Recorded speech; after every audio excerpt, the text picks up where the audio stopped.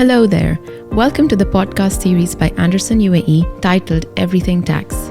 Everything Tax and its episodes will keep you up to date with the tax regulations, amendments, and newly announced decisions by the tax authorities in the UAE and GCC region. You can log on to our website, ae.anderson.com, and head to the Insights section to find the list of episodes and the written articles of the updates. You can also get more information about our Anderson experts who will be our speakers. Here on, hope you enjoy them. Hello, my name is Preeti Pandey and I'm an assistant manager with the corporate tax team in Anderson UAE.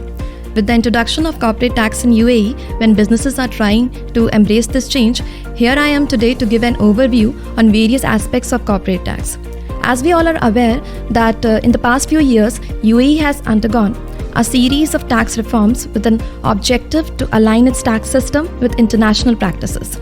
Right from the implementation of VAT in 2018, followed by the introduction of ESR and CBCR reporting in 2019, now UAE has formally announced the introduction of corporate tax through the release of Federal Decree Law No. 47 of 2022, thereby enacting a new corporate tax regime in the country. As expected, the new CT regime is going to be effective for financial years starting on or after June 1st, 2023, and the tax year shall be Jan to December or any other 12-month period for which the financial statement is prepared by the taxpayer.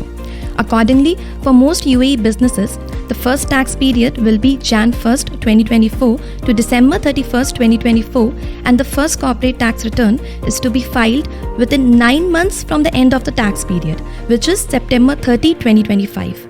On similar lines, the payment of corporate tax liability must also be made by September 30, 2025.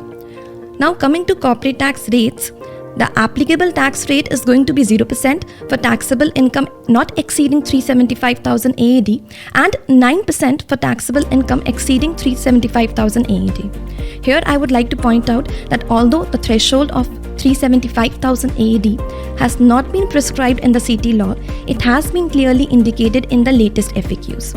Also, with regard to CT rates applicable to large multinationals who are subject to Pillar 2, the FAQs have also clarified that such groups will also be covered by the current CT regime and the rates until the time Pillar 2 rules are adopted by the UAE, which means that even the large multinationals which are subject to Pillar 2, at this point they will also be subject to 9%.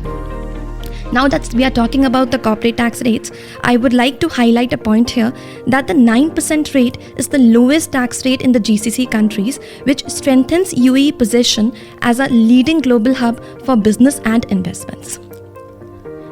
There are also other questions arising here as to who will be subject to corporate tax, who will be exempt from corporate tax, how is the taxable income going to get computed, and so on.